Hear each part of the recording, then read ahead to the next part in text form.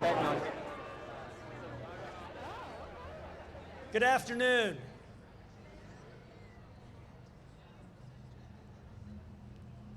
Good afternoon and welcome. Welcome back, more importantly, welcome home to our restored, revamped, and thoroughly revved up new General Assembly building. I'm Paul Nardo, clerk of the Virginia House of Delegates, keeper of the rolls of the Commonwealth. And at this time, I would ask if you're able to please stand. The flags will be raised over the General Assembly building for the very first time. Colonel?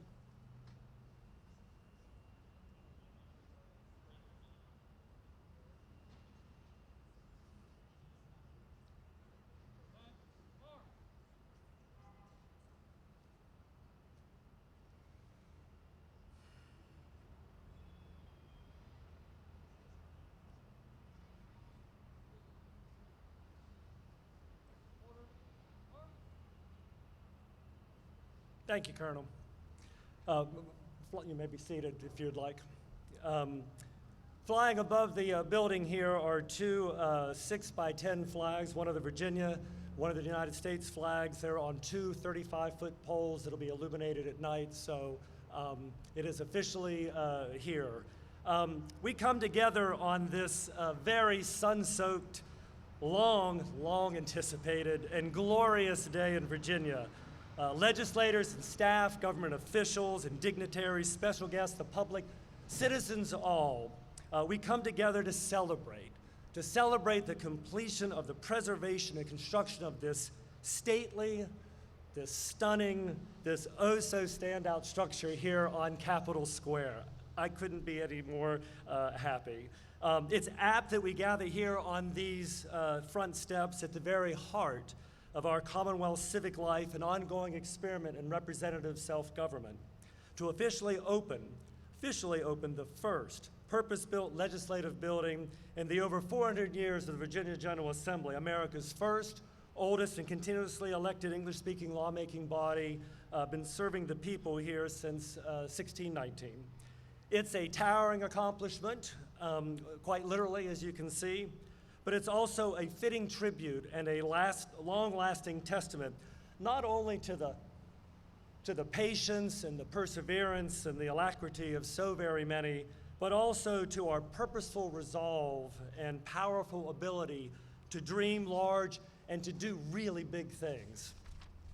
We are absolutely thrilled to have each of you here with us to mark this major milestone. We're also taping this historic ceremony, and it will be posted online on the General Assembly's website later this afternoon for those who may not be here. Perhaps like the various meetings and committee activities that will be conducted in this new home for the legislative branch of Virginia state government, today's ribbon-cutting ceremony aspires to be conducted with dignity and respect befitting the occasion, with maybe a wee bit of humor here and there, but above all with brevity. With brevity because we have waited long enough. So in keeping with that motivating spirit for today's ribbon-cutting ceremony, we will forego some of the finer parliamentary formalities and, we'll just get on with today's proceedings. Accordingly, it's now my high honor and privilege and pleasure to introduce to you the ever-esteemed, not always easy to impress, but always eager to get going, Speaker of the Virginia House of Delegates, C. Todd Gilbert. Mr. Speaker.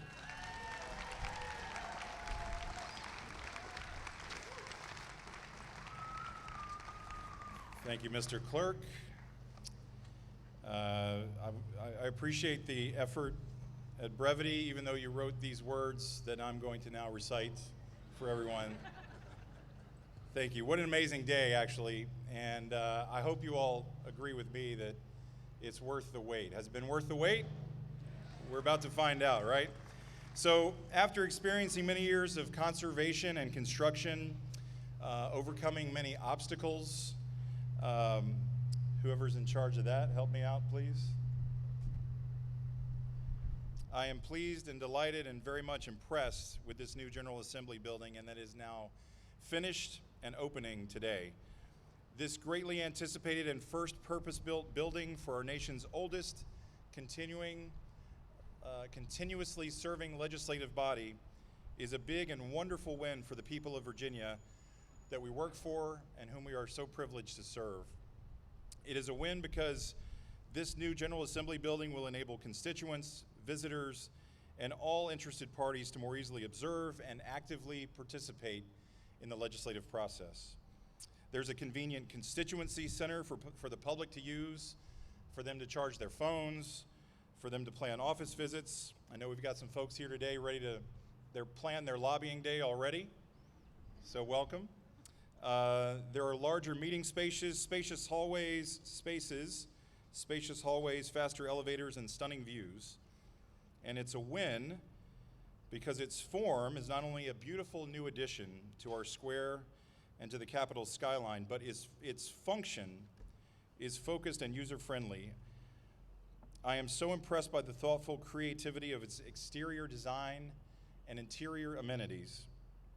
From saving the historic 1911 facade and showcasing light-filled public meeting rooms and offices to clustering more popular destinations on the lower floors and integrating state-of-the-art technology throughout the building for the ultimate benefit of the public and the media, as well as members and staff.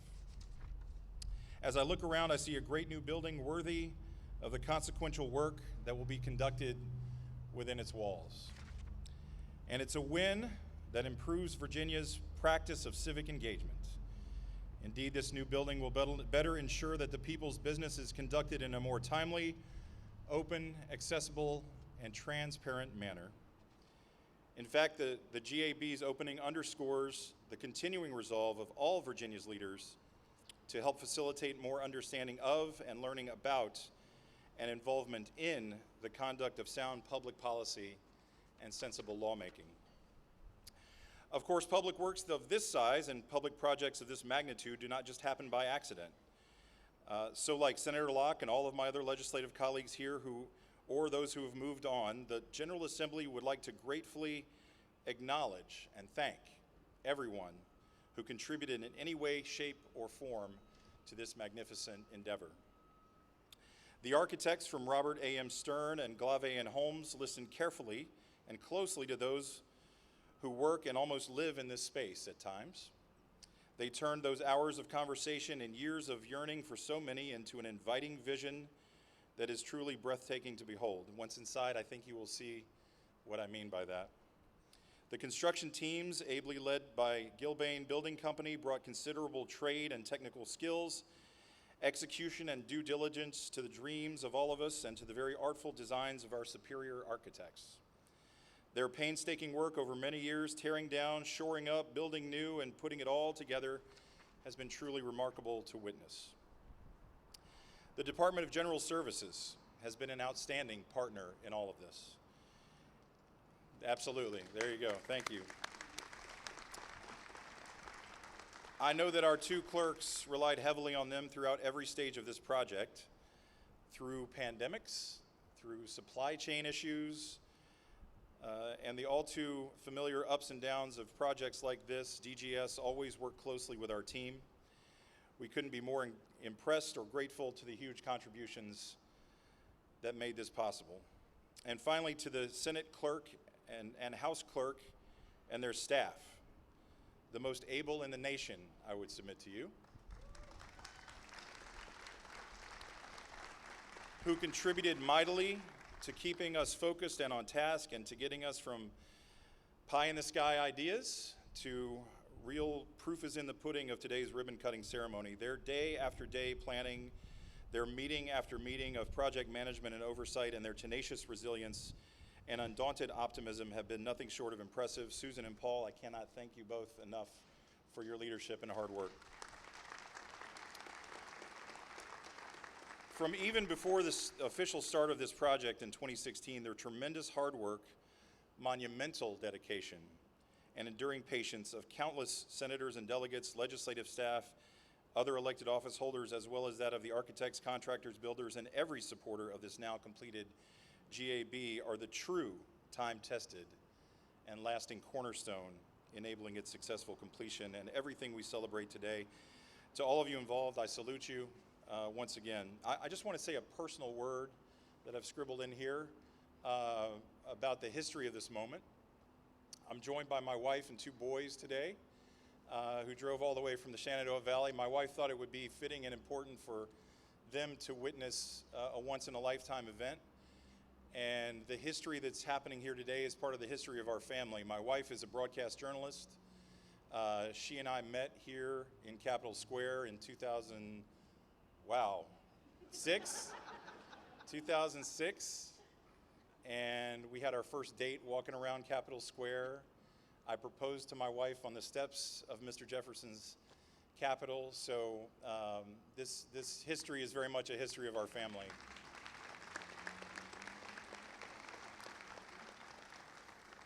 So my wife had to endure the basement of the old GAB and everything else as a journalist. And journalists, I think you will find your new digs far more inviting and user-friendly than they were in those days. So in keeping with the so-called brevity of this ceremony, that's literally followed years of dreaming and anticipating and waiting, I will close simply by saying good things can and do come to those who wait.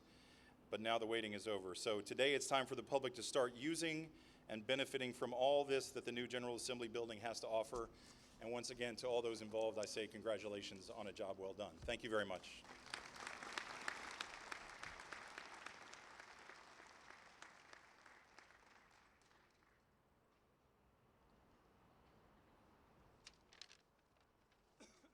Good afternoon. For those of you who don't know me, I'm Susan Shar, the Clerk of the Senate.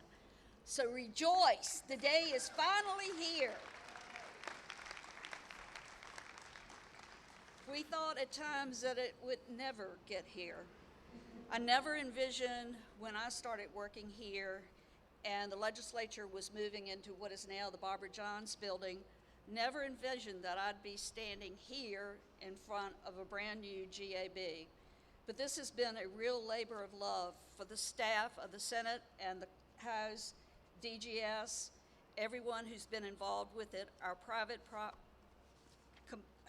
compatriots, And it's been a real collaboration between all of us. Everyone gave up their turf battles, which is unusual around here. But we did for the good of the building, for the good of the public. We wanted everyone to have a much better experience in their legislative process. And there are no columns in any of the committee rooms. And the other urban myth that is out there, the tunnel between this building and the Capitol will be open to the public. But you have to keep moving. We hope Virginians will be very proud of this building and will come and participate in the legislative process with more transparency than they've ever had before. I want to thank all the people who worked on this project. It truly, again, has been a labor of love, and I think you're going to be very excited when you see the inside. So it's my pleasure now to introduce Senator Mamie Locke, who's chair of the Senate Rules Committee, who was one of the participants of the subcommittee that worked on the project. And I am brief.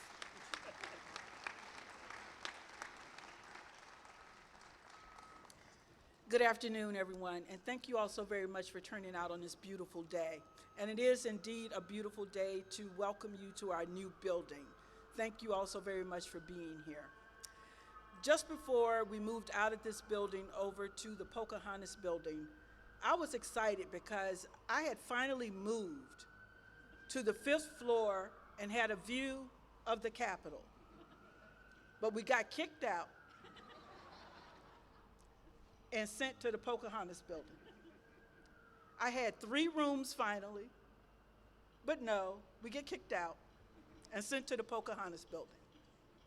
But I'm happy that we are now in this beautiful new building, and we're so pleased to welcome all of you to this wonderful facility, because it is such an exciting day, because we can finally breathe in this building. And when we thought we were going to move in here before, I get a call from the clerk saying that, you know, there's some supply chain issues. We're not going to be able to do it. Talk to the speaker, and we had to make a decision about it. And I said, I'm going to blame you for it. So when we have to tell people that we're not going to be able to move when we're able to, and when we have to make that announcement that we're not going to move when we thought we were going to move into this building last time, I said, Mr. Speaker, you tell the people, and I'm going to say it's the Speaker's fault, not me. So thank you so much to Paul and Susan. This has been an outstanding job on your, thank you, Joe, and to all the folks who have worked on this facility. Those of you who have not been able to take the tour, you are going to be in for a remarkable surprise at what has been the transformation that has taken place here. And unlike Mr. Speaker, I'm going to be brief. I'm done. So we're going to go ahead and cut this ribbon here so that you can come and enjoy your remarkable new facility. Thank you all so very much for coming.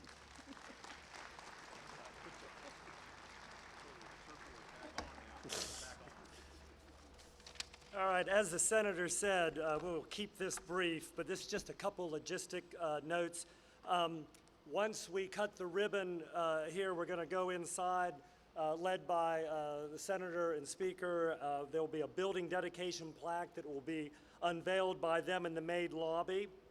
Also, that'll be on the right. To the left, there will be a time capsule with a list of about 70 items that will be on display in there, the capsule and the list, so you can kind of check that all out. Also, for those going inside, if you so choose, I highly recommend it, as Senator Locke said. You'll need to pass through security, so reality, here we are. Once in the main lobby, staff will be distributing GAB guides to help you navigate through self-guided tours. The elevators will be open, staff will be positioned, so you can kind of go and see what you want, how you want, and we'll kind of guide you around as best you might want, but hopefully you can experience that. The tours will be finished by 4 o'clock, so just you have a couple hours to see and check it out, kick the tires, as it were. Also, there'll be a souvenir postcard that'll be distributed by staff as a memento in there. There'll also be some light refreshments down here on the first floor at Merriweather's, provided by the clerk's offices. So without any further ado, it's now time for the ribbon cutting. So in addition to the Speaker, Senator Locke, Susan Clark-Shar, the Clerk of the Senate, yours truly, we'll also be joined by Preston Gumbrich. He is the partner at Robert A.M. Stern Architects from New York, and has just been a real visionary and good friend to us in trying to turn ideas into reality. We have Maggie Reed, who's with Gilbane Construction. She's the Gilbane business leader based here in Richmond, and she and her team have just put lots of hands and hearts and hard hats and everything else in between to turn vision into reality. Andrew Moore with Glave and Holmes, he's the senior principal here in Richmond. Just a wonderful person to work with who kind of listens and knows and gets us, because we can be kind of a quirky client, I think sometimes would be fair to say. We also have Joe D'Amico, who's the director of the Department of General Services, as Susan and Senator Locke said, and everyone, he's just done a bang-up job. And our ringleader who kept us moving anytime we were falling behind, Chin Vu, who's been the project manager for DGS, has just been a real forceful diplomatic presence for all of us, and we could not get here without him. So without further ado, we're going to just take our spots over here, and we're going to cut the ribbon and get on with it. Don't be running.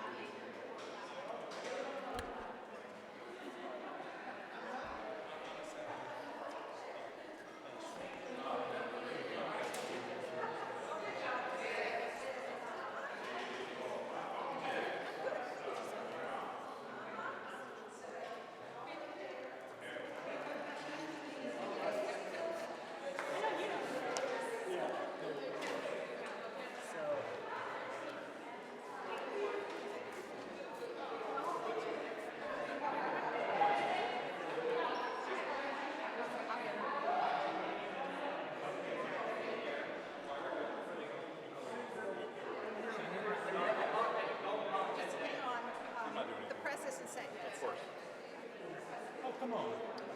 Here. Going up or coming down? How are you gonna do it? We're gonna go down. Not yet. Not yet.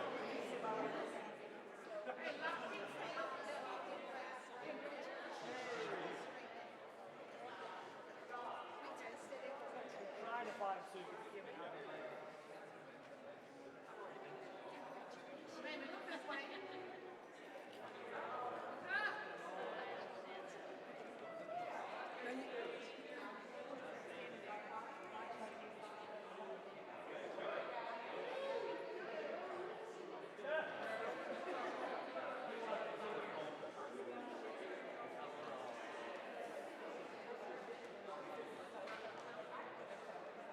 And still not yet. I don't see Dean. I don't see Dean at a say go. We're waiting on general services to say go.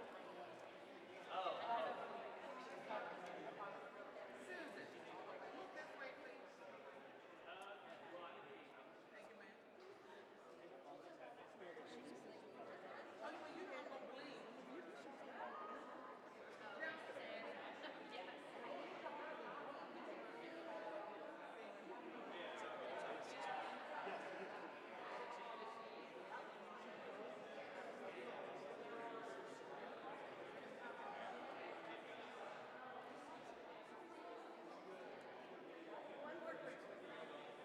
Bring it. Just got one more bridge.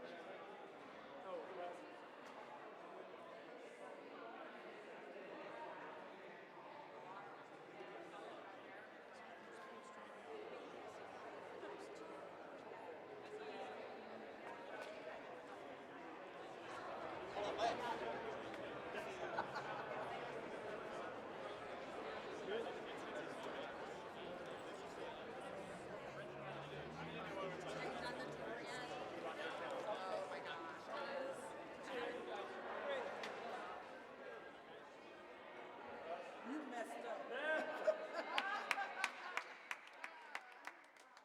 It's official.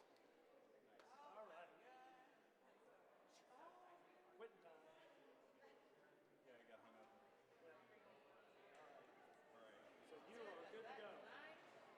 Tours or talk or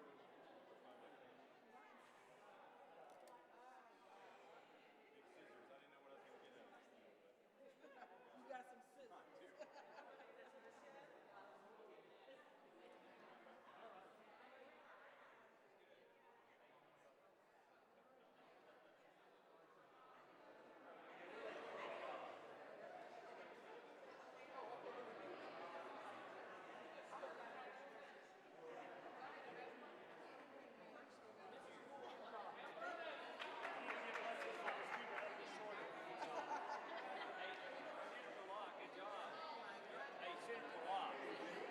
great short speech.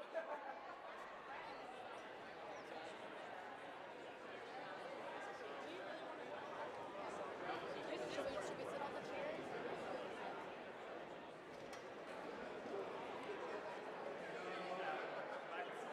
Keeping in the town. Hey, now. It's that.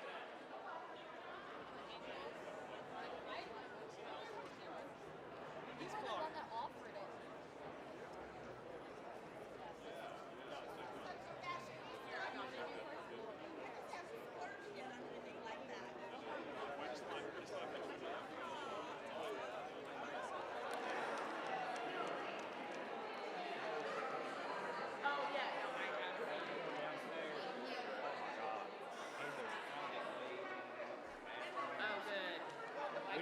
We don't have to leave. There's like little refrigerators everywhere. Sweet. You put your beer in them.